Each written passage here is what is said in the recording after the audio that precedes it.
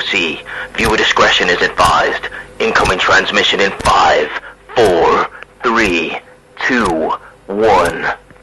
What's going on, guys? Welcome back to Outcasted OC. This week we are discussing NXT because I'm on your screen, and what else do I talk about apart from the bloodline in the podcast? So, let's get straight into it. Actually, before we do, I do just want to say on behalf of us all a massive thank you for the Crown Jewel prediction support on that video. That was absolutely amazing. Over 200 views on that video, so that's really, really cool. Thank you very much. If you like the content that this channel is putting out, guys, make sure you hit the like button and subscribe.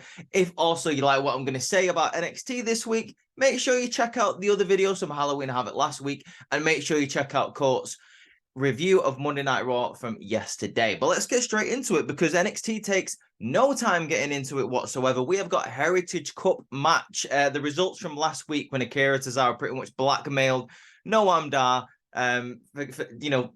give him an NXT Heritage Cup match. I say blackmail. He got ate by zombies. I mean, that's what it looked like anyway. I don't know if that's what you call blackmail, but anything goes on Halloween, so we'll let it slide. We'll let Akira slide, okay?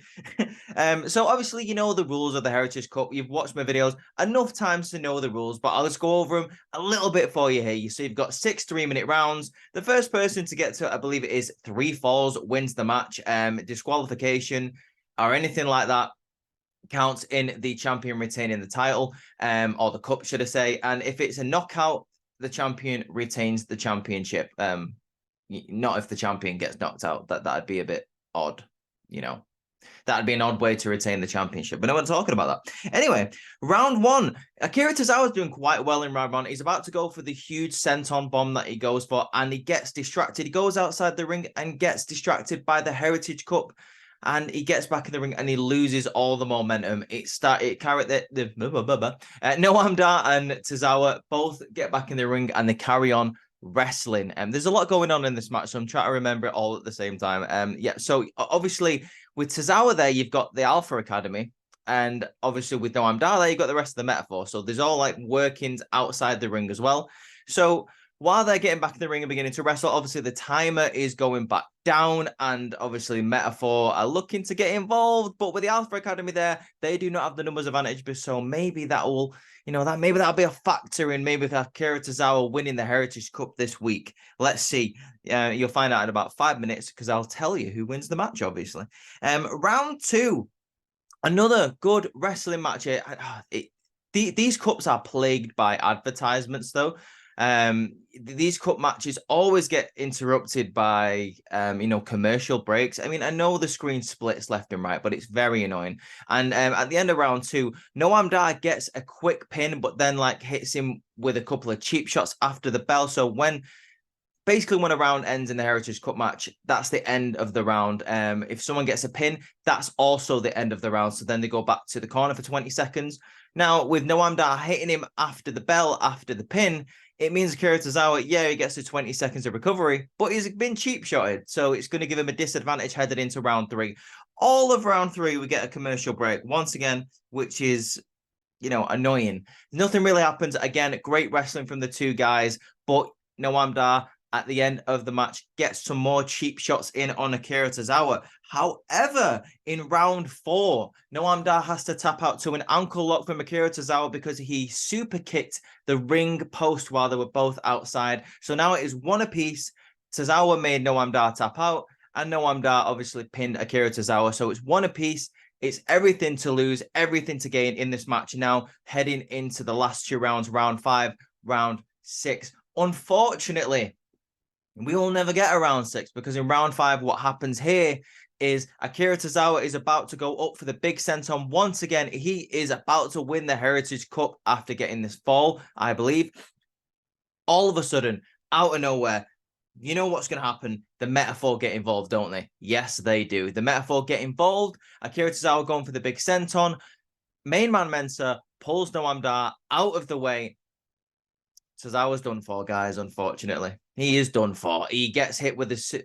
Is it called the Supersonic or the Super? It's called the Super something, I believe, from Noam Dar. I don't know what it's called. He hits his finishing move for the 1, 2, 3, and Noam Dar, cheating and all, retains the NXT Heritage Cup. I'm not too angry about this, to be honest with you. you know, it is what it is at the end of the day. Like, I like Noam Dar as champion. I like his character on NXT at the moment. I think it's really, really cool, really, really interesting. So with this happening, I'm not mad about it. Like, Noam Dar is the Heritage Cup champion. He's got a great little group there in the Metaphor, which are like, yeah, the heels, the chicken shit heels, but the funny heels at the same time. Like, they just get up to absolute nonsense. And apparently next week, the rest of the Alpha Academy are on Supernova sessions, so that's going to be interesting to see. We also get a couple of things backstage here. We might as well talk about it because the Alpha Academy are all over this show. Obviously, we've just seen Akira Tozawa in a match. He was unsuccessful. But, you know, it was a good match, Heritage Cup match. Akira Tozawa's getting pushed on Monday Night Raw and on NXT lately, so I'm always down to see more of Akira Tozawa on my TV screen. Let me know what you think about Akira Tozawa. I think he's very underrated, in my opinion. Apparently 7 years. 7 years that, I think it was yesterday, that he moved to the US, and he was just challenging Shinsuke Nakamura on Raw, and he just had a match on NXT. So they want him on TV. I think Triple H sees something in him. But like I say, while we're talking about the Alpha Academy, a little bit later on backstage, Chad Gable is consoling Akira Tozawa, saying, you know, we're going to unlock the potential in Tozawa, but it's going to take some time. Akira Tozawa says, but I want it now. But Gable says, don't worry, it's going to take some time, but we'll get there. Here's where it gets interesting. Gulak, Charlie Dempsey, Miles Bourne, and Damon Kemp all show up. The people who I've been talking about when it relates to Chad Gable. They all pull up faction, looking at a faction, saying, Gable, you align yourself with these idiots. Like, you're such an amazing, brilliant athlete. I've got all of these guys behind me, and he starts bigging up Miles Bourne, he starts bigging up Dempsey and Damon Kemp, saying, you know, you should basically take yourself more seriously. That's what he's saying to him. And Charlie Dempsey saying, I could stretch any of you guys. And now Otis walks forward and goes, oh, yeah, Charlie. Why don't you stretch me, Charlie? And he's like, you know, he's doing the hip thrusts. And he's like I don't know what he's doing, but I love Otis. It's absolutely amazing. Chad Gable gets control of the situation by going, shoosh, which apparently Drew Gulak hates. And he goes, I can't stand that. So Otis looks at him and goes, speaking of standing, why don't you stand in the middle of that ring with me tonight, Gulak? So tonight it's going to be Otis versus Gulak. We do get that match eventually. Once again, a really, really cool match. We'll talk about it now because we might as well, because we're talking about the whole Alpha Academy thing.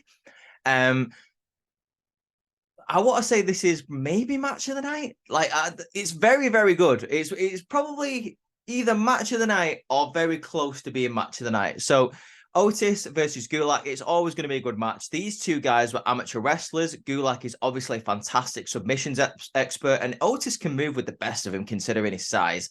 Otis ends up getting the upper hand in this match. He hits the caterpillar and then he hits the power bomb for the 1, 2, 3. So Alpha Academy get a bit of momentum back on NXT heading into next week's episode of NXT. So it's nice to see that Alpha Academy are doing something on Raw and on SmackDown, and I'm excited to see him next week. So let's go Alpha Academy. Let's hope Chad Gable stays in the Intercontinental Championship picture. Yeah, a lot of hopes and dreams headed into the next couple of weeks, headed into Survivor Series, headed into Deadline. And I'll talk about some of them at the end of the video if I remember. Now that we have discussed the Alpha Academy all the way through this show, let's talk about what happens next. So basically what's going to be happening over the next couple of weeks is, do you remember the Iron Survivor Challenge last year where there was like a panel of a couple of Hall of Famers where they were deciding, you know, who was going to be in the Iron Survivor Challenge? It was around like a massive round table. I quite enjoyed the way they did it. They were deciding who's going to be in it for the men and for the women. But it's going to be a little bit different this time. There's going to be 4 Hall of Famers picking qualifying matches, and whoever wins those qualifying matches heads into the Iron Survivor Challenge. It's going to be Mick Foley. It's going to be Lita. It's going to be JBL, and it's going to be someone else. I can't remember. Oh, it's Jerry the King Lawler. That's who it was. I totally forgot about who the last person was there. It's probably because we haven't seen Jerry the King Lawler for God knows how long. Who knows? But Jerry the King Lawler is not here this week. Neither is JBL, neither is Lita. So it's Mick Foley this week, and he picks 2 qualifying matches for us. He picks one for the women, which is going to be the match that we didn't get to see last week because Tiffany Stratton attacked her on the way to the ring. For the women, we are going to be getting Fallon Henley versus Tiffany Stratton. And for the men, we are going to be getting Dijak versus Tyler Bate. The winner of those matches goes into the Iron Survivor Challenge at NXT Deadline. Let's talk about those 2 matches now because we might as well, because we're talking about Mick Foley, and we're talking about the Iron Survivor, so it all links in with each other. Let's talk about, first of all, the Tiffany Stratton versus Fallon Henley match. I didn't really expect nothing of this. Before the match, obviously, JB and BJ tell Fallon Henley to be careful, because Tiffany Stratton is always up to something. She's always like looking for an end game. She's always looking for, like a cheap way, like a shortcut to win matches. So, but Fallon Henley does not want anyone watching her back. She doesn't want anyone going out with her. She said she can deal with it by herself.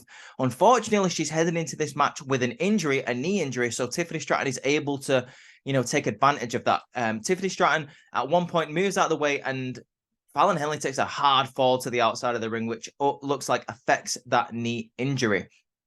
Tiffany Stratton gets her back in the ring, and there's a bit more wrestling. Pretty decent match. Solid match for these 2 guys. There's a bit at the end here where Tiffany Stratton goes for the prettiest moonsault ever.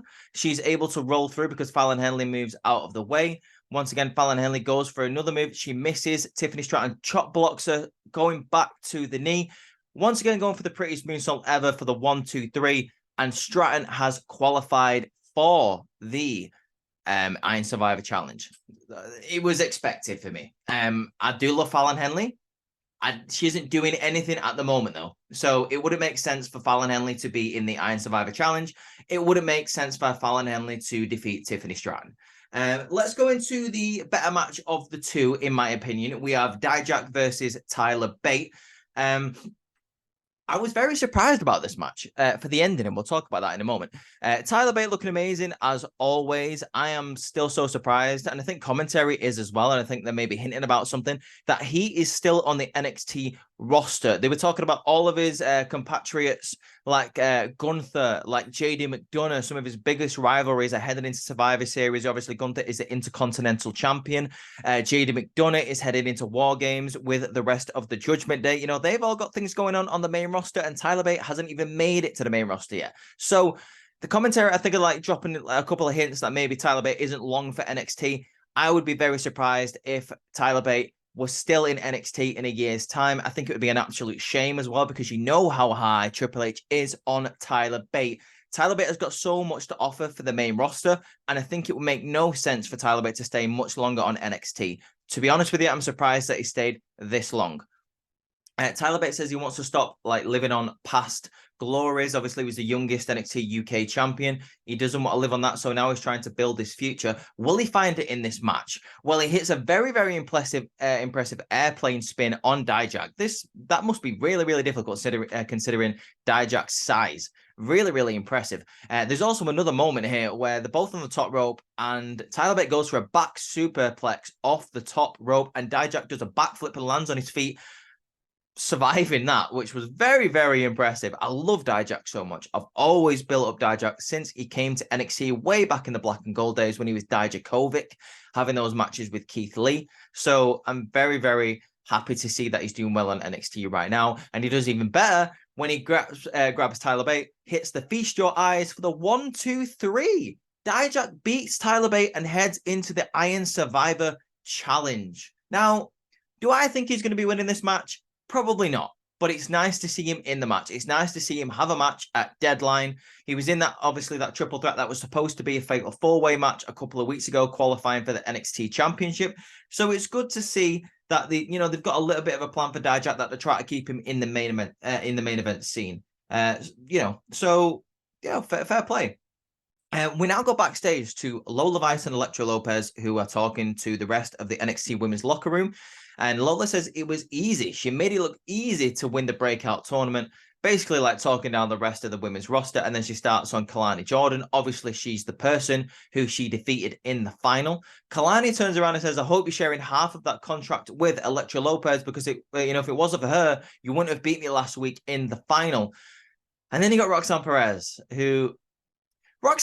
the moment for me really gives off, look what I did vibes. You know, like, remember when I did this and that? Like, that's why I'm the best in this division. It's like, what have you done for me lately, Roxanne Perez? You haven't really done anything. She's getting on my nerves lately, I'm not gonna lie. So with this, it was kind of like how she was just like sticking her nose in where it didn't belong. But you know, it is what it is. This sets up a tag team match later on in the night. Lola Vice and Elektra Lopez versus Roxanne Perez and Kalani Jordan, which the latter end up winning after Roxanne Perez hits Pop Rocks on Roxanne Perez, and Kalani Jordan hits that beautiful split-legged moonsault. The reason why Lola Vice wasn't able to break up the pin is because Roxanne Perez jumped to the outside and landed on Lola Vice so she could be prevented from breaking up the pinfall. There was a really, really funny bit in this in this match where before the match started, Ariana Grace came out and wished everybody good luck in the match. I love Ariana Grace. She's like the pageant princess. She's like Miss NXT, which I think is a really funny gimmick.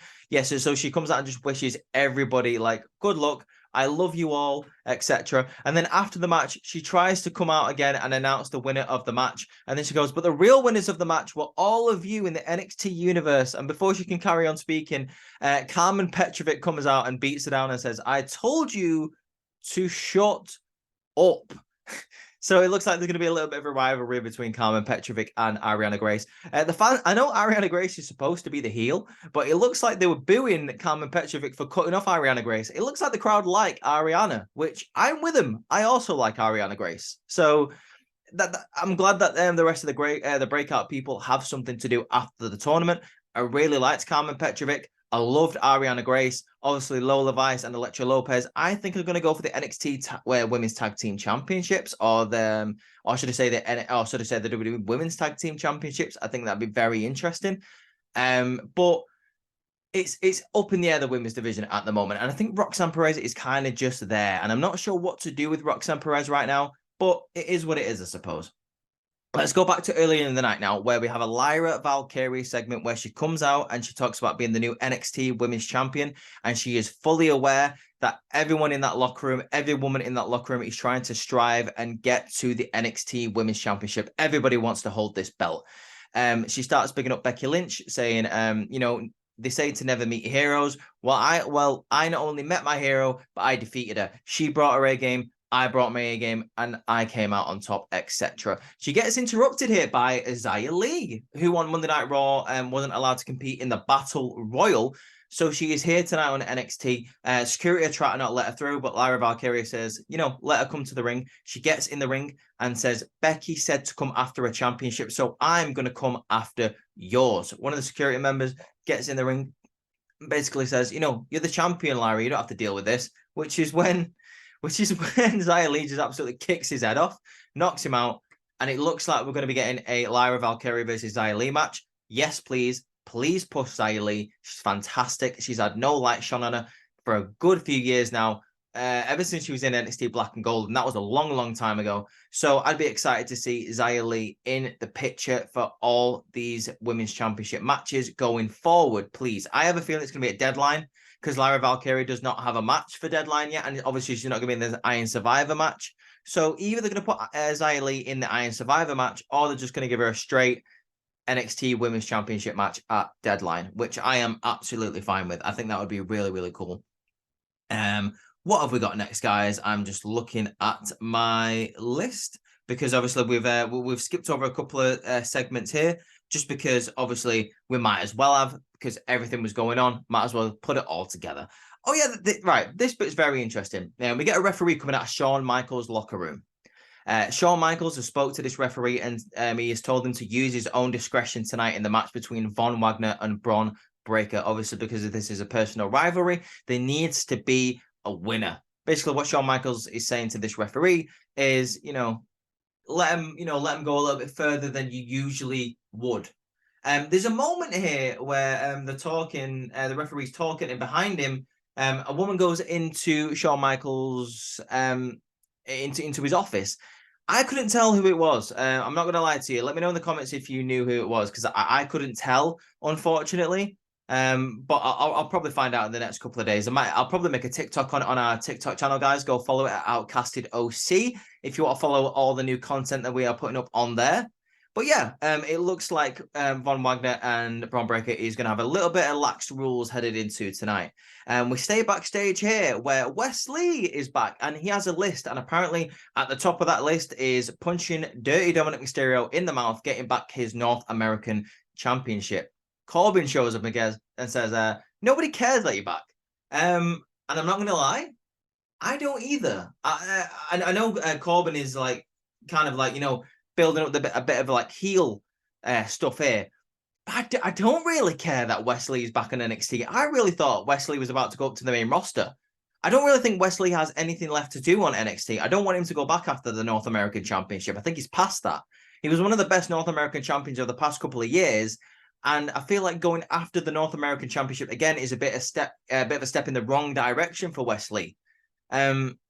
But anyway, regardless, Wesley adds to his list, I'm assuming, to say beat up Baron Corbin.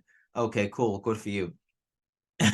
We get a moment here where Braun Breaker gets interviewed on his way to the ring where he's about to face Von Wagner, and he says he's going to defile the rest of Von Wagner's corpse. Okay then, right? Okay, Von, prepare for that. Prepare for Braun Breaker violating your corpse. Jesus Christ! I was like, when I heard that, I was like, did he really just say that?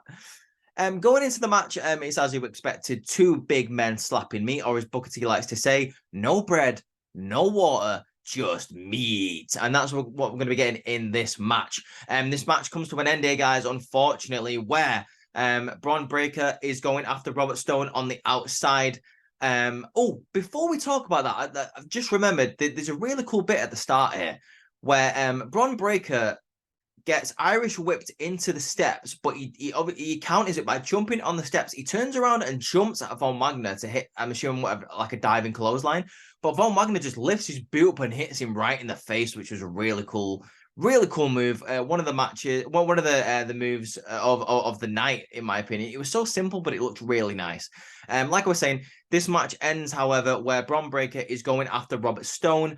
And Von Wagner is able to save Robert Stone, but he gets hit with a spear, unfortunately, unable to save himself. Braun Breaker gets him back in the ring and hits him with another side-splitting spear for the 1, 2, 3. Braun Breaker wins this match, but it's not over here, guys, because then he goes back after Robert Stone. He grabs hold of Robert Stone on the outside of the ring, but unfortunately, Von Wagner is there behind Braun Breaker. He hits him. He gets him in a powerbomb position.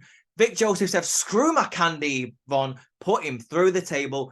Braun Breaker gets slammed through the table. Von Wagner's done it. He's redeemed himself and he has finished the story. Unlike Cody Rhodes, which doesn't seem to finish, any story that he starts. So well done, Von Wagner. You've done something that Cody Rhodes has not been able to do in over 18 months. So well done. I'm so harsh on Cody Rhodes. I'm sorry, guys. Where are we now? Oh, I'll talk about this a little bit later, but Mello is reacting to, obviously, the attack that happened to Trick Williams a couple of weeks ago. He keeps on saying to Mackenzie, like, I see what you try to do. I know what everyone's talking about me, like attacking Trick Williams. It wasn't me, but Trick Williams needs to stop listening to those people because it seems like all of the things that people are saying are getting in his head. But it wasn't me, God damn it. It wasn't me. What do we got next? Oh yeah, this was weird. This was really weird. I just didn't think it was necessary. So last week we got a vignette of OTM, Bronco Nima and Lucian Price talking about what they were going to be doing to the Brawling Brutes. Well, the Brawling Brutes are back, saying they also grew up on the streets. And when Butch was younger, when he was 12, he was fighting grown men in pubs and stuff. And Ridge Holland says he was in rugby and he had to fight every single day, which is cool, which is all cool, except they were dressed like Peaky Blinders. And I was wondering why they were dressed like Peaky Blinders. I just thought it was strange. Because, I mean the British Strong Style used to, Bate, Trent Seven and Dunn. But yeah, I just thought it was so out of place. Like, I don't know, it really caught me off guard. It was just weird. Like, what is this, like 1921? I don't know. Like, I don't know why I had a problem with it, but yeah, they were basically talking about how they were going to beat up OTM, basically, how they grew up on the streets as well. Blah, blah, blah, blah, blah, blah, blah, blah, blah. Next. We have Joe Gacy talking about a voice that he's heard in his head. Is he Randy Orton now? Is he Randy Orton? Do they talk to him? Do they understand?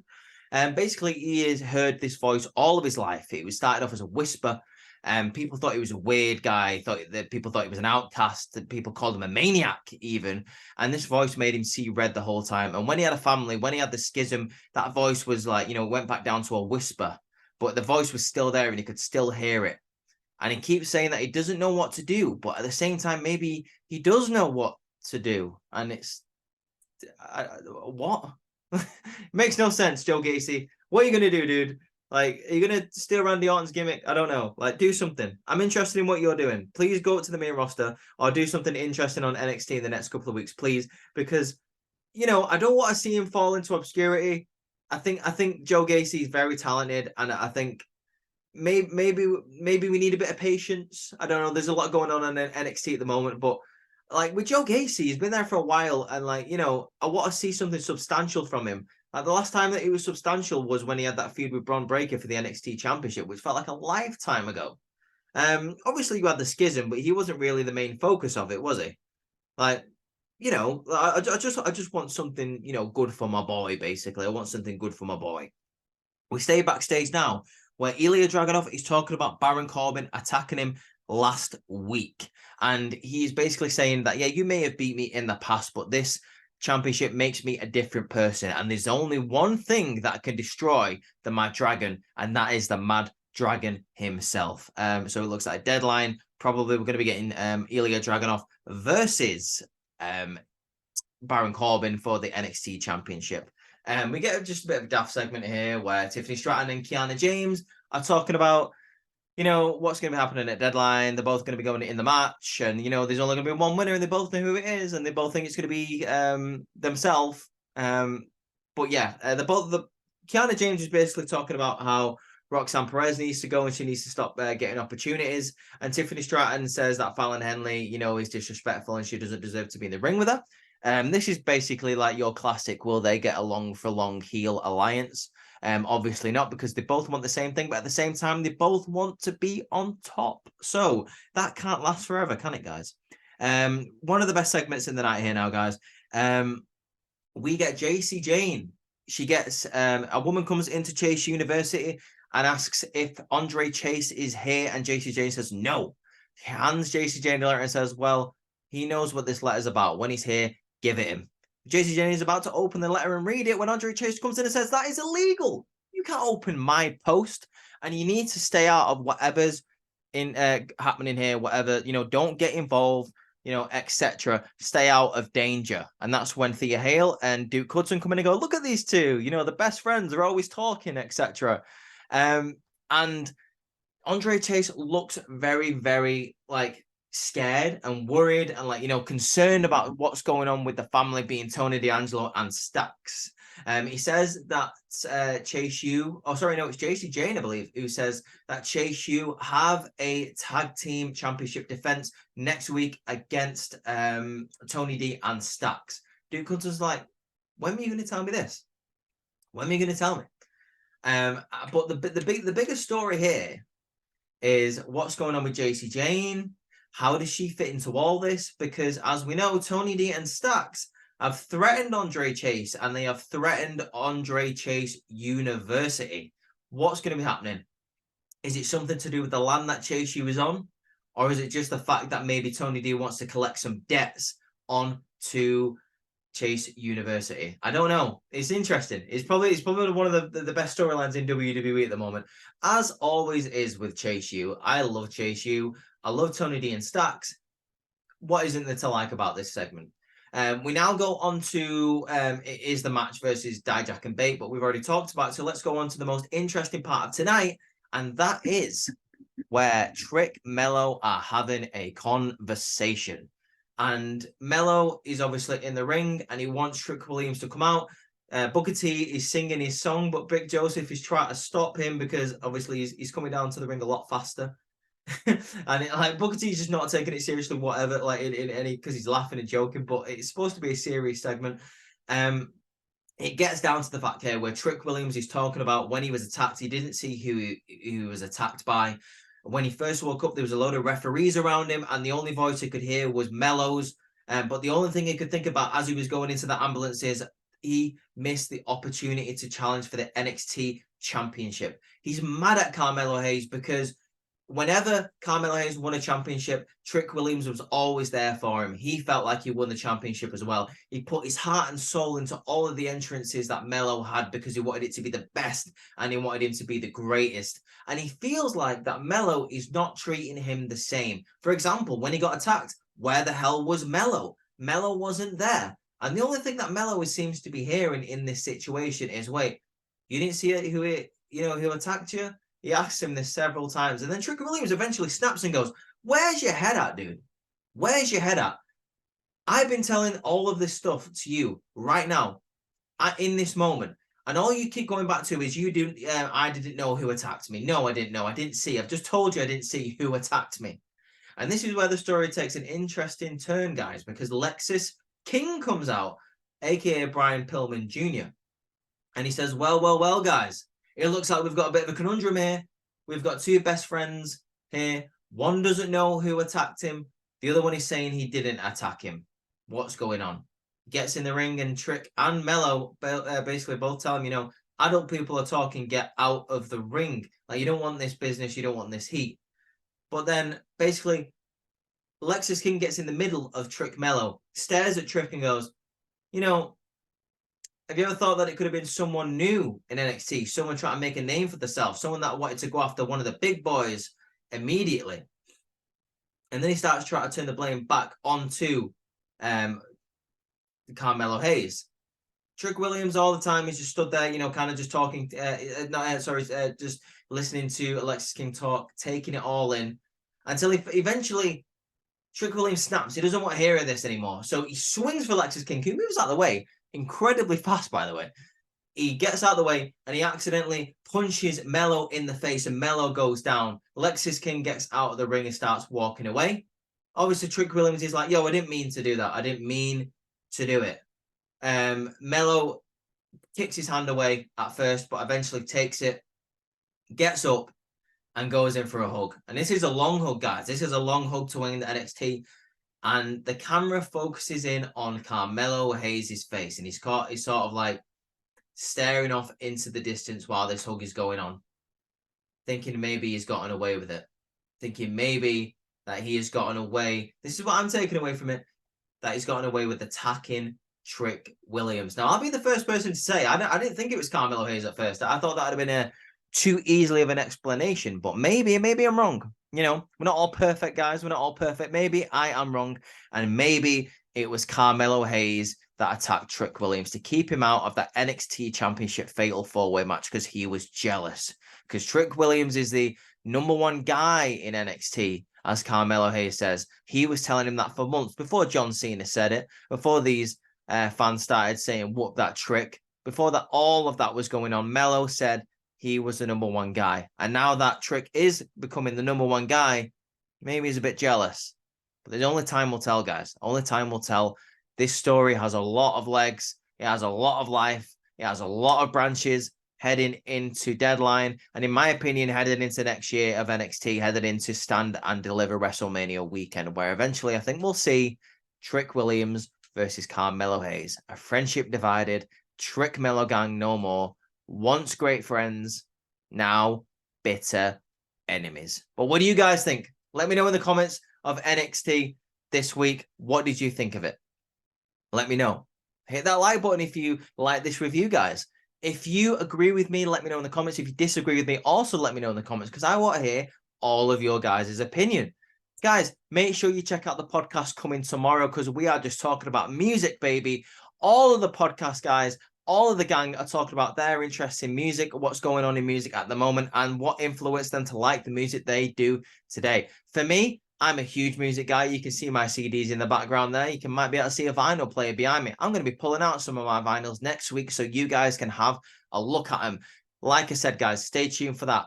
Yesterday, Courtney brought out an amazing Monday Night Raw review. Go check that out. Go show it some love. And make sure you stay Saturday for the SmackDown review. And then Ross is going to be covering AEW on the Sunday. Make sure you stay tuned for all of that. Make sure you go follow all the guys individually on Instagram and on TikTok, guys. All of that will be in the description. Go follow Outcasted OC on X/Twitter, Instagram, and Outcasted OC, all on TikTok. Go follow us. We've got some new content coming out. We're really trying to build up the TikTok content. Go check it out. Go follow us. Go show some love. But for now, I have been Reese. This has been NXT. The plot thickens with Trick Mellow Gang. What we're going to do about it. Catch you later, guys.